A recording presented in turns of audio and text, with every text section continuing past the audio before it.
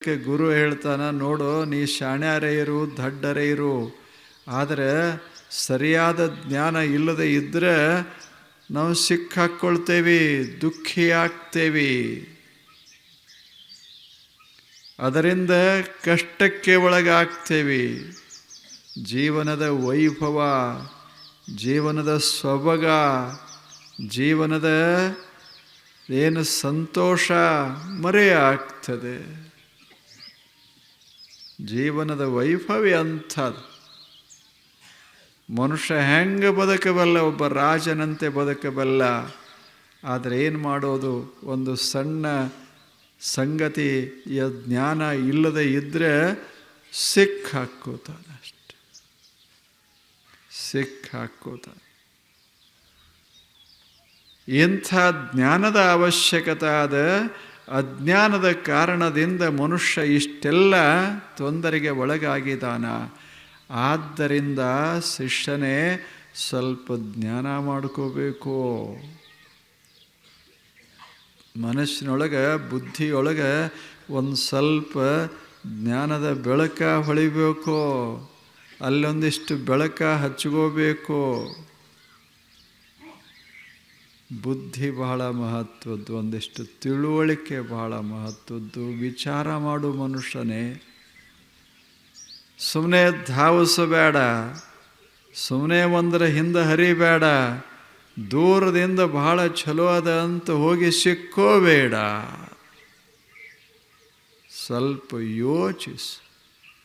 ಏನೇ ಮಾಡು, ಒಂದು ಹೆಜ್ಜೆ ಇಡಬೇಕಾದರೂ ಸಹಿತ ಮುಂದಿನ ಹೆಜ್ಜೆ ಏನು ಸರಿಯಾಗಿ ಅದನ್ನ ಇಲ್ಲ ಸ್ವಲ್ಪ ನೋಡಲ್ಲ. Look before you leap. ಜಿಗಿಯೋ ಮೊದಲ ಎಲ್ಲಿ ಜಿಗಿತಿ ನೋಡು. ಬಂದಾನ ಬರ ದೊಡ್ಡ ಬಾವಿ, ಬಂದು ಓಡ್ಕೋತ ಬಂದು ಜಿಗದ, ಒಳಗೆ ನೀರಿಲ್ಲ. ಏನು ಮಾಡೋದು?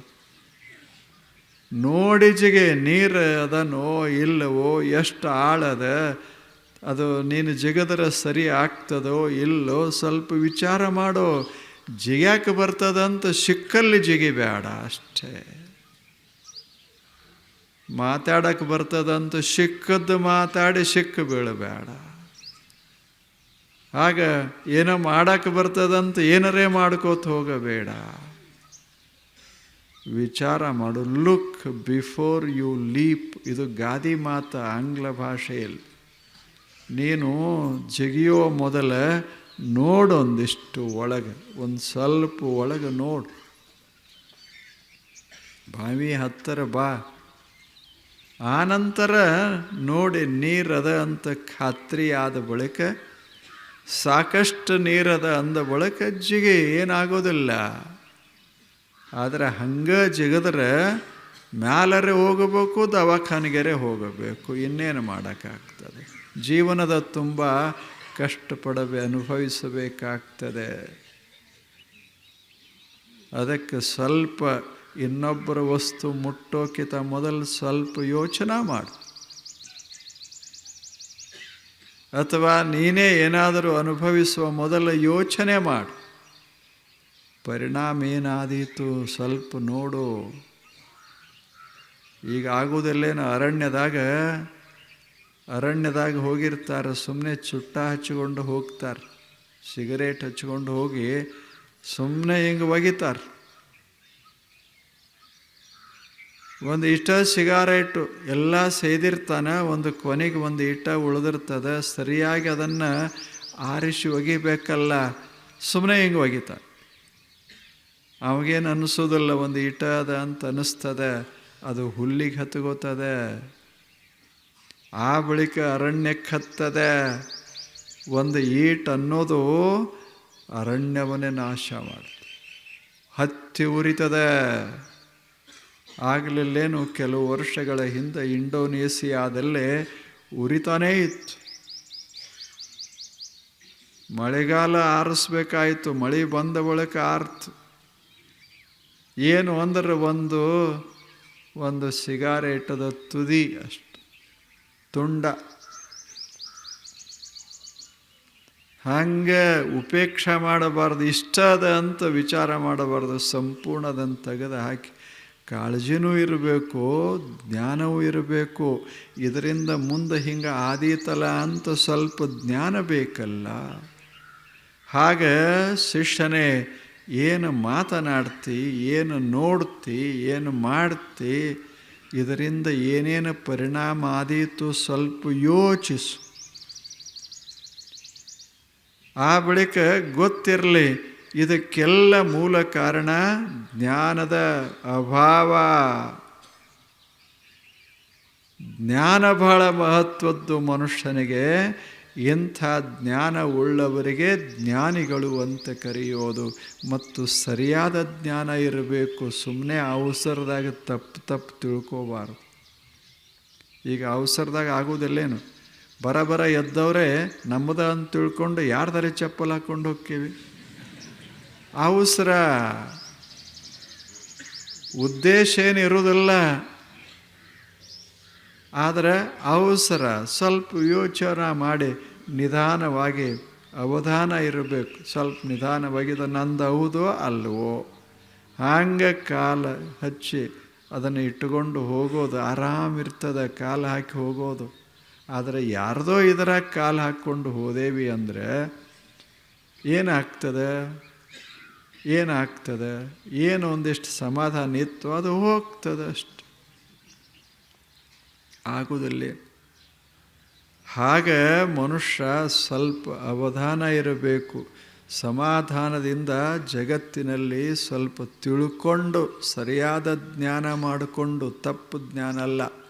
ಅವಸರದಾಗ ತಪ್ಪು ಜ್ಞಾನ ಭಾಳ ಆಗ್ತಾವೆ. ಅವಸರ ಮಾಡೋಕ್ಕೆ ಹೋಗಿ ತಪ್ಪಾಗ್ತಾವೆ. ಒಬ್ಬ ರಾಜ ಇದ್ದ. ರಾಜನಿಗೆ ಇಬ್ಬರು ಹೆಂಡ್ರವರು. ಆ ಹೆಂಡ್ರು ಇಬ್ಬರು ಒಬ್ಬ ಶರ್ಮಿಷ್ಠೆ, ಇನ್ನೊಬ್ಬಳು ದೇವಯಾನಿ ಅಂತ ಇಬ್ಬರಿದ್ರು. ಹೆಸರು ಏನಾಕಿರಲಿ, ಮಜಾ ಹೆಂಗದ. ಆಕೆ ದೇವಯಾನಿ, ಆಕೆ ಒಬ್ಬ ವಿದ್ವಾಂಸರ ಗುರುವಿನ ಮಗಳು. ಶರ್ಮಿಷ್ಠೆ ಒಬ್ಬ ರಾಜನ ಮಗಳು. ಇಬ್ಬರು ಸ್ನಾನಕ್ಕೆ ಹೋಗ್ಯಾರ. ಕಥೆ ನಡೆದದ್ದಿದೋ, ಈಗಲ್ಲ, ಸಾವಿರಾರು ವರ್ಷಗಳ ಹಿಂದೆ. ಎಂದು ನಡೆದದ ಗೊತ್ತಿಲ್ಲ, ಆದರೆ ನಡೆದದಂತ ಬರೆದಾರ.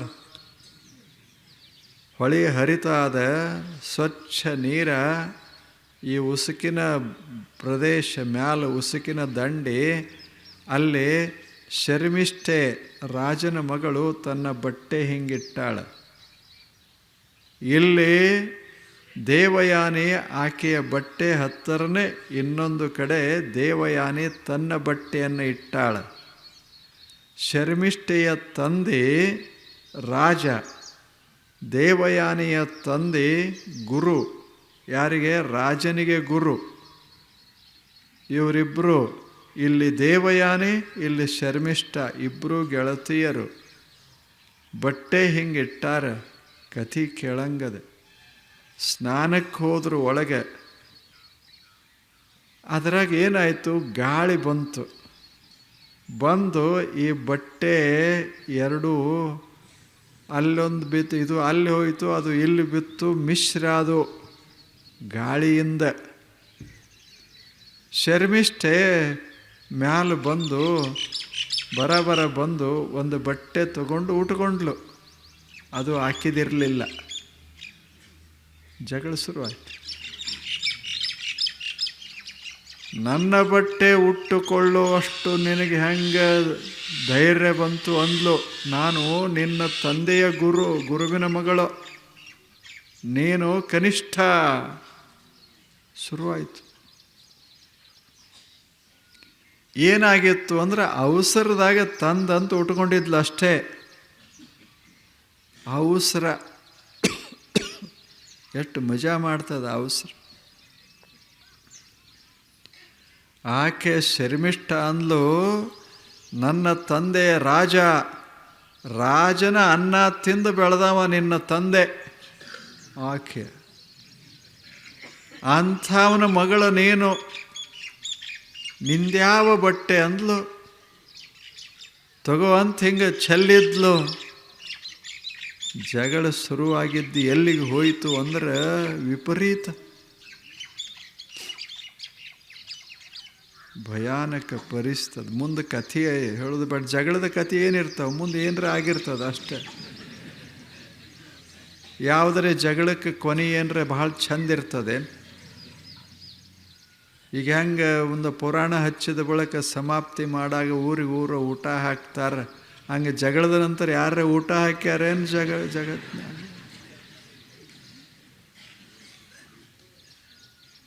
ಇಬ್ಬರಿಗೆ ಜಗಳ ಆಗಿ ದೊಡ್ಡ ಹಗರಣ. ಮತ್ತು ಅದಕ್ಕೆ ಏನೂ ಇಲ್ಲ, ಏನೇನೂ ಇಲ್ಲ.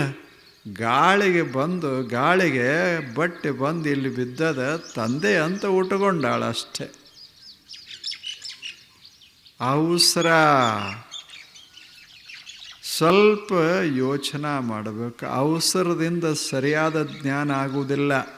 ತನ್ನ ಅಲ್ಲದ್ದು ತನ್ನದಂತ ಸಹಜ ತಿಳ್ಕೊಂಡಿದ್ದಕ್ಕೆ ಇಷ್ಟು ಹೋರಾಟ. ತಪ್ಪ ಒಂದು ಇಷ್ಟ ಇದ್ದರೂ ಸಹಿತ ಪರಿಣಾಮ ಬಹಳ ಆಗ್ತಿರ್ತದೆ, ಬಹಳ ದೊಡ್ಡ ಪರಿಣಾಮ ಆಗ್ತದೆ. ಅದಕ್ಕೆ ಮನುಷ್ಯ ಯೋಚನೆ ಮಾಡಬೇಕು. ಸರಿಯಾದ ಜ್ಞಾನ ಯಥಾರ್ಥ ಜ್ಞಾನ ಅಂತಾರೆ. ಅದಕ್ಕೆ ಅವಸರದಿಂದ ಹಿಂಗಿರಬೇಕು ಅಂತ ಅನ್ನಬಾರ್ದು. ಅವ ಕೆಟ್ಟದಾನ, ಇವ ಕೆಟ್ಟದಾನ, ಸುಮ್ಮನೆ ಒಂದು ಏನಾರೆ ಸಣ್ಣ ಘಟನಾ ನೋಡಿ ಹಿಂಗೆ ಅನ್ನಕ್ಕೆ ಹೋದೇವಿ ಅಂದರೆ ಪರಿಣಾಮ ಕೆಟ್ಟಾಗ್ತದೆ. ಸರಿಯಾಗಿ ತಿಳ್ಕೋ. ಅವ ಕೆಟ್ಟದಾನ ಅನ್ನೋದಕ್ಕೆ ಸರಿಯಾಗಿ ಬೇಕಲ್ಲ. ಒಂದು ಏನೋ ಗಾದಿ ಮಾತಿಲ್ಲ, ಪ್ರತ್ಯಕ್ಷ ಕಂಡರೂ ಏನು ಪ್ರಮಾಣಿಸಿ ನೋಡಬೇಕು. ಪ್ರತ್ಯಕ್ಷ ಕಂಡರೂ ಕೂಡ ಹೌದೋ ಅಲ್ಲೋ ಅಂತ ಪ್ರಮಾಣಿಸಿ ನೋಡಬೇಕು. ಅದನ್ನು ಮತ್ತೊಮ್ಮೆ ನೋಡಬೇಕು, ಮನಸ್ಸುಗೊಟ್ಟು ನೋಡಬೇಕು, ಇನ್ನೊಮ್ಮೆ ಸೂಕ್ಷ್ಮವಾಗಿ ನೋಡಬೇಕು. ಇಲ್ಲದೇ ಇದ್ದರೆ ತಪ್ಪು ಜ್ಞಾನ ಭಯಾನಕ ಪರಿಣಾಮಗಳನ್ನು ಉಂಟು ಮಾಡ್ತದೆ. ತಪ್ಪು ಜ್ಞಾನ. ಏನೋ ಒಂದು ಕಥೆ ಹೇಳ್ತಾರೆ, ಭಾಳ ಚಲೋ. ಒಂದು ಮನೆ, ಅಲ್ಲಿ ಒಬ್ಬ ತಾಯಿ, ಒಂದು ಸಣ್ಣ ಮಗು, ಅದಿನ್ನೂ ಓಡಾಡೋಕ್ಕೆ ಬರ್ತಿರಲಿಲ್ಲ ಅಷ್ಟು. ಅದು ಸಣ್ಣ ಮಗು ಮಲಗ್ಯದ. ಅಲ್ಲಿ ಆ ಮನೆಯೊಳಗೆ ತಾಯಿ ಏನು ಮಾಡಿದ್ಲು ಅಂದ್ರೆ ಒಂದು ಮುಂಗ್ಲಿ ಸಾಕಿದ್ಲು. ಇಲ್ಲ, ಕಥೆ ಗೊತ್ತಿಲ್ಲ, ಒಂದು ಮುಂಗ್ಲಿ ಸಾಕಿದ್ಲು. ಸುಮ್ಮನೆ ನೆನಪ ಇದು. ಮುಂಗ್ಲಿ ಬಹಳ ಚಲೋ ಇತ್ತು. ಮುಂಗ್ಲಿ ಆ ತಾಯಿಯ ಮನೆಯೊಳಗೆ ಆ ಮನೆಯದೇ ಆಗಿತ್ತು. ಅಷ್ಟು ತಾಯಿ ಮೇಲೆ, ಆ ಮಗುವಿನ ಮೇಲೆ ಅದಕ್ಕೆ ಪ್ರೇಮ ಇತ್ತು. ಅದಕ್ಕೆ ಮುಂಗ್ಲಿಗೆ ಒಂದು ದಿವಸ ತಾಯಿ ಮಗು ಮಲಗಿತ್ತು. ತಾಯಿ ಕೊಡ ತಗೊಂಡು ನೀರಿಗೆ ಹೊರಟ್ಲು. ಹೋಗಾಗ ಇದಿತ್ತಲ್ಲ, ಯಾವುದು ಮುಂಗ್ಲಿ, ಆಕೆಗೆ ಭರವಸೆ. ಮುಂಗ್ಲಿ ಈ ಮನೆಯನ್ನು, ಈ ಮಗುವನ್ನು ನೋಡ್ತಾ ಇರ್ತದಂತ ಭರವಸೆ. ಆ ಮುಂಗ್ಲಿಯನ್ನು ಆ ಮಗುವಿನ ಹತ್ತಿರ ಕೂಡಿಸಿ ಆಕೆ ನೀರು ತರಕ್ಕೆ ಹೋದ್ಲು.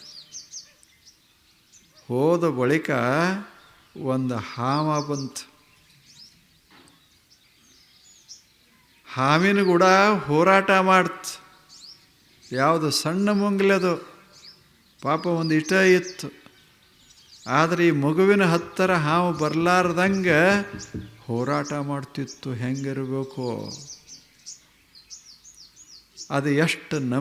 ಎಷ್ಟು ನಂಬಿಕೆ ಮನುಷ್ಯನಾಗದ ಏನು ಹೇಳಿ? ಎಂಥ ವಿಶ್ವಾಸ ಮನುಷ್ಯನ ಮೇಲೆ, ಆ ತಾಯಿಯ ಮೇಲೆ, ಆ ಮಗುವಿನ ಮೇಲೆ ಅಷ್ಟು ಅದಕ್ಕೆ ಪ್ರಾಣ ಹಂಗೆ ಹರಿದು ಒಂದು ದೊಡ್ಡ ಅದು ಹಾವು ಅದರ ಕೂಡ ಹೋರಾಟ ಮಾಡ್ತು. ಹೋರಾಟ ಮಾಡಿ ಕೊಂದಿತು. ಅದಕ್ಕಿಷ್ಟು ಸಂತೋಷ ಆಗಿತ್ತು, ಮುಖಕ್ಕೆಲ್ಲ ರಕ್ತ ಹತ್ತಿತ್ತು, ಭಾರಿ ಸಂತೋಷ ಆಗಿತ್ತು. ಯಾವಾಗ ತಾಯಿ ಬರ್ತಾಳ, ಯಾವಾಗ ನಾ ಮುಖ ತೋರ್ಸೇನಿ ಅಂತ ಅದಕ್ಕೆ ಮುಂಗ್ಲಿಗೆ ಆ ಹುಡುಗ ಮಲ್ಲಿಗೆ ಅದ. ಇನ್ನು ಈಕೆ ಕೊಡ ಹೊತ್ಕೊಂಡು ಬಂದ್ಲು. ಬಾಗಿಲದಾಗ ನಿಂತದ ಮುಂಗಲಿ, ರಕ್ತ ರಕ್ತ ಆಗ್ಯದ. ಆಕೆಗೆ ಅನ್ನಿಸ್ತು ಇದು ಮಗುವನ್ನು ಹಾಳು ಮಾಡ್ಯದ, ತಿಂದದ ಅಂತ. ತಪ್ಪು ತಿಳುವಳಿ. ಅದು ಎಷ್ಟು ಆನಂದವಾಗಿ ಬಂದಿತ್ತು. ಏನು ತಲೆ ಮ್ಯಾಗ ಕೊಡ ಇತ್ತೋ ಒಗದ್ಲೋ, ಮುಂಗ್ಲಿ ಮೇಲೆ ಒಗದ್ಲೋ. ಪಾಪ ಮುಂಗ್ಲಿ ಸತ್ತು ಬಿತ್ತು. ಎಂಥ ಭಯಾನಕ ಘಟನೆ ಆಯಿತು. ಎಷ್ಟು ಆನಂದವಾಗಿ ಅದು ಹೇಳಲಿಕ್ಕೆ ಬಂದಿತ್ತು, ಮಗುವನ್ನು ನಾನು ರಕ್ಷಿಸಿದ್ದೇನೆ ಅಂತ ಹೇಳಲಿಕ್ಕೆ ಬಂದ ಮುಂಗ್ಲಿಯನ್ನು ಕೊಂದಳು. ಯಾಕೆ? ತಪ್ಪು ತಿಳುವಳಿಕೆ. ಸ್ವಲ್ಪ ಯೋಚನೆ ಮಾಡಬೇಕಾಗಿತ್ತು. ಒಳಗೆ ಒಂದು ಹೆಜ್ಜೆ ಬಂದರೆ ನೋಡಬೇಕು. ಅವಸರ ಮಾಡಿದ್ರೆ ಹಿಂಗೆ ಆಗ್ತದೆ. ಮನುಷ್ಯ ಸ್ವಲ್ಪ ನಿಧಾನವಾಗಿ ಹೊರಡಬೇಕು. ಅದಕ್ಕೆ ಶಿಷ್ಯನಿಗೆ ಹೇಳ್ತಾನೆ ಗುರು, ತಿಳುವಳಿಕೆ ಬಹಳ ಮಹತ್ವದ್ದಪ್ಪ. ಯೋಚನೆ ಮಾಡು, ಏನದ ಅದನ್ನು ತಿಳ್ಕೋ. ಪಾಪ ತಾಯಿಗೆ ಹೆಂಗಾಗಿರಬೇಡ, ಒಳಗೆ ಬಂದಾಳ, ನೋಡ್ತಾಳ, ಮಗು ಆನಂದವಾಗ್ಯದ, ಹಾವ ಸತ್ತು ಬಿದ್ದದ. ಆಕೆಗೆ ಎಷ್ಟು ದುಃಖ ಆಗಿರಬೇಡ. ಆದರೆ ಏನಾಯಿತು? ಆಗಿ ಹೋಯಿತು. ಏನಾಗೋದು ಆಗಿ ಹೋಯಿತು. ಇನ್ಯಾವ ಮುಂಗಲಿ ಬರೋದದ ಹೇಳಿ? ಎಷ್ಟು ಒಳ್ಳೆಯ ಮುಂಗಲಿ ಹೋಯಿತು. ಇದಕ್ಕೆ ಕಾರಣ ಏನು ಅಂದರೆ, ಕೊಲ್ಲಬೇಕಂತ ಕೊಂದವಳು ಅಲ್ಲ, ಅಜ್ಞಾನ, ಅವಸರ.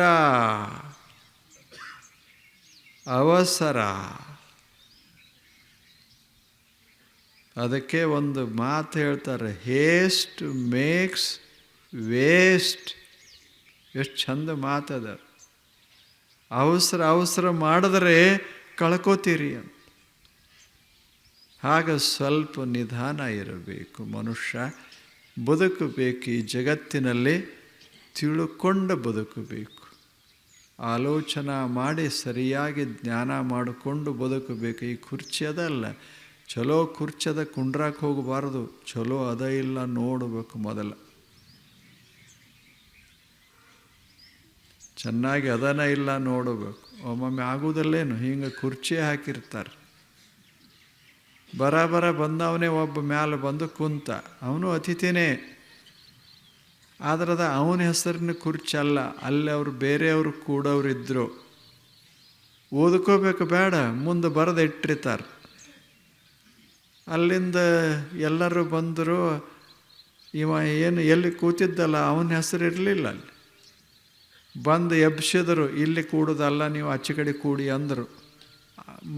ಅಪಮಾನ ಆಯ್ತು.